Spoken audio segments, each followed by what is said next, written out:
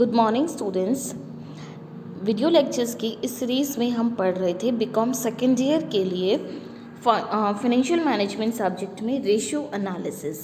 हमने पढ़ा ratio analysis क्या होता है, अलग अलग रेशियोज़ को हम किस तरह से एक्सप्रेस कर सकते हैं, उसके अलावा रेशियो एनालिसिस का पर्पस क्या है, क्या सिग्निफिकेंस है इसका, क्यों हम रेशियो एनालिसिस करते हैं। उसके बाद में हमने पढ़ा लिक्विडिटी रेशियोज़ के बारे में, जिसमें हमने पढ़ा current ratio, absolute liquid ratio और वेरी क्विक रेशियो। आज हम स्टार्ट करने जा रहे हैं सेकेंड टाइप फाइनेंशियल रेशियोज़, जिसमें हम बेसिकली टर्नओवर रेशियोज़ पढ़ेंगे। इन रेशियोज़ को एक्टिविटी पे बेस्ड रेशियोज़ भी कहा जाता है। Analysing activity. Activity is a more sophisticated analysis of a firm's liquidity, evaluating the speed with which certain accounts are converted into sales or cash. Also measures a firm's efficiency. देखिए activity जो है वो liquidity measure करने का ज़्यादा बेहतरीन तरीका है। इससे हम ये इवेलुएट कर सकते हैं कि कब हमारे अकाउंट्स मतलब जो हमारे बिल्स रिसीवेबल है, हमारे स्टॉक है, क्रेडिटर्स है, वो कितना टाइम में कैश में कन्वर्ट हो जाते हैं, या फिर हमारा स्टॉक है तो सेल्स में कन्वर्ट हो जाता है। तो ये एक फर्म की एफिशिएंसी मेज़र करने का टूल है। सो activity means it's a way of measuring liquidity, कि हम कितना टाइम में हमारे अकाउंट्स को सेल्स कैश में कन्वर्ट कर सकते हैं। इसमें हम मेनली 5 टाइप के एक्टिविटी रेशियोज़ पढ़ते हैं।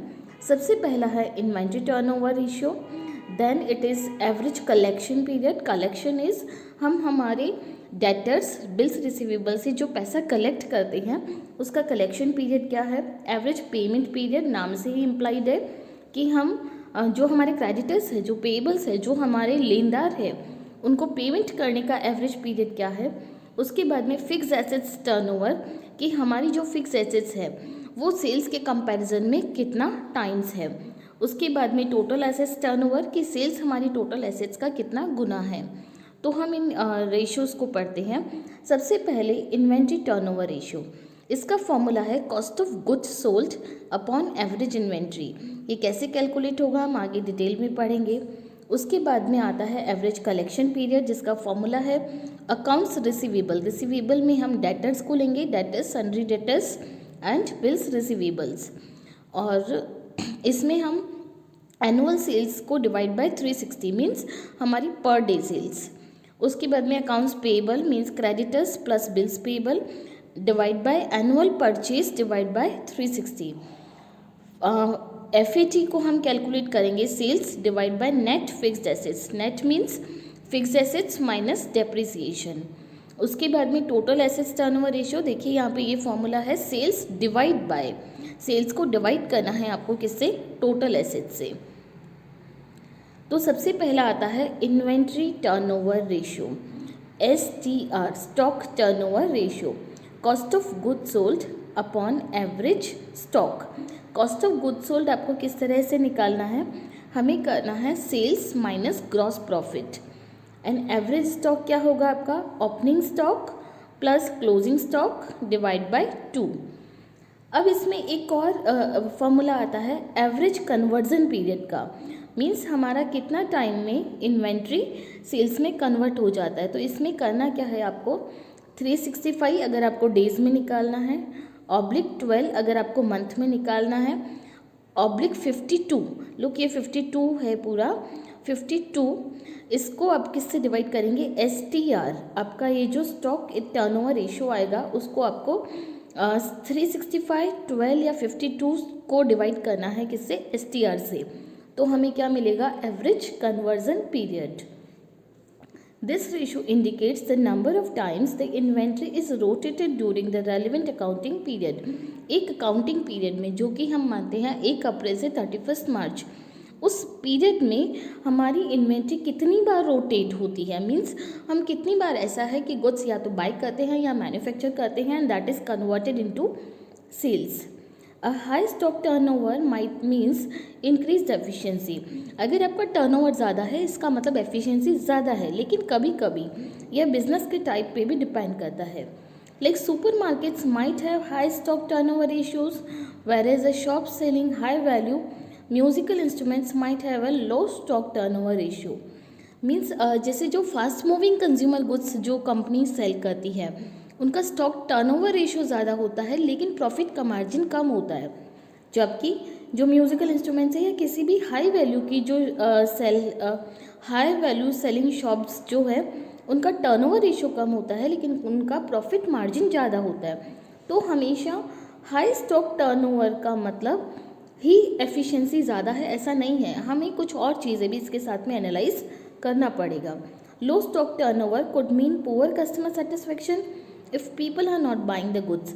अगर किसी भी फर्म किसी भी कंपनी का स्टॉक टर्नओवर बहुत कम है, इसका मतलब हो सकता है कि कस्टमर सेटिस्फेक्शन का लेवल बहुत ही पुअर है। कस्टमर जो गुड्स बाय कर रहे हैं उनसे वो सेटिस्फाइड नहीं है और वो गुड्स बाय नहीं कर रहे हैं। So this is about stock turnover ratio. कितनी बार आपका स्टॉक रोटेट होता है एक अकाउंटिंग पीरियड में। फिर आता है debtors turnover ratio. This is also called debtors velocity. इसको डेटर्स वेलोसिटी भी कहा जाता है, एवरेज कलेक्शन पीरियड भी कहा जाता है और पीरियड ऑफ क्रेडिट गिवन भी कहा जाता है। Look, debtors turnover ratio, debtors velocity, average collection period और पीरियड ऑफ क्रेडिट, ये इसके अलग अलग नेम से आपको क्वेश्चन में गिवन हो सकता है। DTR हम कैसे कैलकुलेट करते हैं? Net credit sales. Look, net credit sales का मतलब ये हुआ कि हमें अगर क्वेश्चन में कैश सेल्स और क्रेडिट सेल्स दोनों गिवन है तो हमें सिर्फ क्रेडिट सेल्स लेना है, लेकिन कई बार क्वेश्चन में नहीं गिवन होता है कैश सेल्स तो हमें पूरी सेल्स ही लेना होता है। और अगर आपको सेल्स रिटर्न गिवन है, मतलब कितना आपने सेल किया और आपके डेटर्स ने, आपके कस्टमर्स ने आपको वापस रिटर्न कर दिया, तो सेल्स रिटर्न अगर गिवन है तो वो आपको लेस करना है, आपको नेट सेल्स लेना है, नेट क्रेडिट सेल्स लेना है। एवरेज रिसीवेबल्स क्या है? एवरेज रिसीवेबल्स है कि अगर opening receivables plus closing receivables divide by 2। Receivables में क्या लेना है आपको पता है, डेटर्स और बिल्स रिसीवेबल ये दोनों ही हमारे अकाउंट्स रिसीवेबल्स होते हैं। So this is the formula for DTR, net credit sales upon average receivables. अब इसमें आप एवरेज कलेक्शन पीरियड कैसे कैलकुलेट करेंगे? 365/52/12 मीन्स डेज, वीक, मंथ, आपको जिसमें भी वैल्यू कैलकुलेट करने को बोला है इनको आप डिवाइड करेंगे किससे? DTR से। जो आपका ऊपर डेटर्स टर्नओवर रेशियो आया है उसको आप इससे डिवाइड करेंगे, then you will get average collection period. यह रेशियो हमें यह बताता है कि डेटर्स से मनी कलेक्ट होने में कितना टाइम लगता है। एक बार आपने सेल कर दिया, आपके रिसीवेबल्स बन गए, उनसे एक साल में आप कितनी बार पैसा कलेक्ट करते हैं, आपके डेटर्स कितनी बार रोटेट होते हैं, और एवरेज कलेक्शन पीरियड से कि आपको टाइम कितना लगता है पैसा कलेक्ट करने में। अगर आपका ACP कम है, मतलब आपको डेटर्स से मनी कलेक्ट होने में कम टाइम लग रहा है, शॉर्टर द बेटर, ये जितना कम होगा उतना अच्छा है। It gives a measure of how long it takes a business to recover its debts. It can be skewed by the degree of credit facility a firm offers. Means एक business को अपने debts recover करने में कितना time लगता है, इसकी skewness कैसे देख सकते हैं हम कि आपने कितने ज़्यादा क्रेडिट ऑफ़र किए हैं, एक फर्म ने कितनी ज़्यादा क्रेडिट ऑफ़र की है और उसकी स्क्यूनेस क्या है। मीन्स ये ओवरऑल एक ही तरह से डिस्ट्रीब्यूटेड है या कभी कम कभी ज़्यादा हो सकता है। So this is debtors turnover ratio. फिर आता है क्रेडिटर्स टर्नओवर रेशियो। जैसे डेटर्स टर्नओवर मीन्स हम हमारे डेटर्स से पैसा कलेक्ट करने में कितना टाइम लगा रहे हैं, उसका जस्ट अपोजिट हम क्रेडिटर्स को पेमेंट करने में कितना टाइम ले रहे हैं। So this is called creditors velocity ratio which determines the creditors payment period. CTR का फॉर्मूले में हम लेंगे net credit purchase. Credit purchase ही हमें लेना है जहाँ तक हमको क्वेश्चन में डेटा गिवन है। अगर कैश परचेज गिवन है वो हमें नहीं लेना है। अगर टोटल परचेज गिवन है तो उसमें से आपको कैश परचेज माइनस करना है। अगर इन्फॉर्मेशन नहीं अवेलेबल है तो आपको पूरा परचेज लेना रहेगा। अगर आपको परचेज रिटर्न गिवन है वो आपको इसमें से माइनस करना है। सो नेट क्रेडिट परचेज, इसको डिवाइड किससे करना है आपको? एवरेज पेबल्स से। एवरेज पेबल्स में आपको लेना है opening payables means opening balance of payables plus closing balance of payables divide by 2। जैसे भी हम किसी चीज़ का एवरेज निकालते हैं, opening plus closing divide by 2। यहाँ पे पेबल्स में आपको क्या इंक्लूड करना है, creditors, sundry creditors plus bills payable. तो ये आपका आ जाएगा एवरेज पेबल्स। कई बार क्वेश्चन में आपको हो सकता है कि केवल क्रेडिटर्स गिवन हो या केवल बिल्स पेबल गिवन हो, तो वही आपका पेबल्स काउंट होगा। और कभी कभी क्वेश्चन में पेबल्स के लिए ओपनिंग और क्लोजिंग दोनों नहीं गिवन होता है, सिर्फ क्लोजिंग गिवन होता है, तो आपके पास केवल क्लोजिंग लेने के अलावा कोई ऑप्शन नहीं बचेगा। सो दिस इज CTR। अब अगर आपको एवरेज पेमेंट पीरियड काउंट करना है कि आप कितना टाइम लेते हैं, आपके पास क्रेडिटर्स को पेमेंट करने के लिए कितना टाइम अवेलेबल है, तो आप क्या करेंगे, 365/52/12। वही अगर डेज़ में लेना है 365, 52 अगर वीक्स में लेना है, 12 अगर मंथ्स में लेना है। इस वैल्यू को आप डिवाइड करेंगे किससे, CTR से। जो CTR आपका ऊपर आया है, creditors turnover ratio. This ratio tells about the time available to make payment to the creditors. अपने क्रेडिटर्स को पेमेंट करने के लिए एक फर्म के पास कितना टाइम अवेलेबल है, मीन्स आप 1 मंथ में पेमेंट कर सकते हैं, 2 मंथ्स में पेमेंट कर सकते हैं। So this is known as average payment period. जैसे कि आपने पीछे पढ़ा ACP is shorter the better. जिस तरह से एवरेज कलेक्शन पीरियड जितना कम होगा उतना अच्छा है, मतलब आपके पास कैश जल्दी आ जाएगा, उसी तरह से APP means average payment period जितना ज़्यादा होगा उतना ही अच्छा है। मीन्स आपके पास में जो लिक्विडिटी है आप उसको अपनी वर्किंग कैपिटल में यूज़ कर सकते हैं, आपको अपने क्रेडिटर्स को अगर लेट पेमेंट करना रहा तो। सो APP आपके क्रेडिटर्स आपको जितना टाइम अलाउ करते हैं, that is higher the better. It gives a measure of how long it takes the business to pay its debts। एक बिजनेस को अपने डेट्स पे करने के लिए कितना टाइम मिल रहा है, ये हम कैलकुलेट कर सकते हैं एवरेज पेमेंट पीरियड से। सो ये था हमारा third type of activity ratio. फिर आता है assets turnover ratio. Assets turnover ratio में हम 3 तरह से कैलकुलेट कर सकते हैं, total assets, fixed assets, current assets.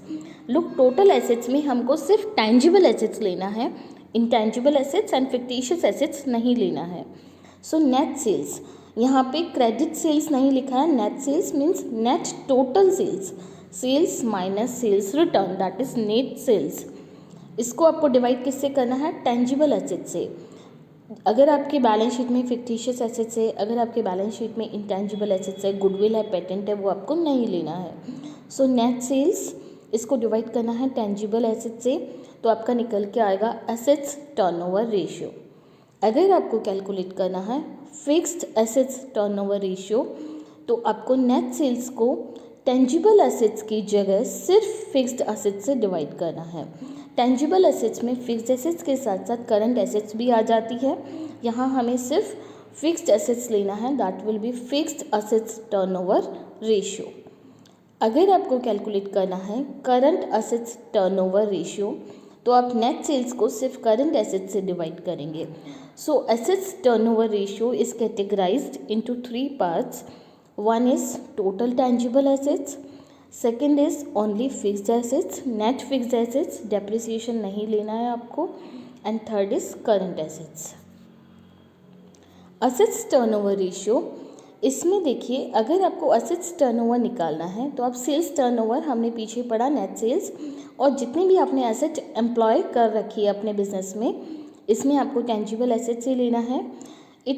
इसमें एसेट्स वही लेना है जो आपको प्रॉफिट जनरेट करने में काम में आ रही है डायरेक्टली। हालांकि गुडविल, पेटेंट ये भी इनडायरेक्टली हेल्प करते हैं, लेकिन डायरेक्टली यूज़ जो हो रही है उन्हीं को ये लेना है। अगर आप अपने एसेट्स टर्नओवर रेशियो को नेट प्रॉफिट मार्जिन से मल्टीप्लाई करते हैं, then what you will get, return on capital employed. तो ये थे आपके एक्टिविटी रेशियोज़। हमने पढ़े कौन कौन से activity ratios. Let's take a quick revision. Inventory turnover ratio, average collection period, average payment period, fixed assets turnover, total assets turnover and current assets turnover. इनमें आपको एवरेज कन्वर्जन पीरियड हमने पढ़ा, average collection period हमने पढ़ा, average payment period भी हमने इसमें पढ़ा। नेक्स्ट में हम पढ़ेंगे प्रॉफिटेबिलिटी रेशियोज़। Thank you.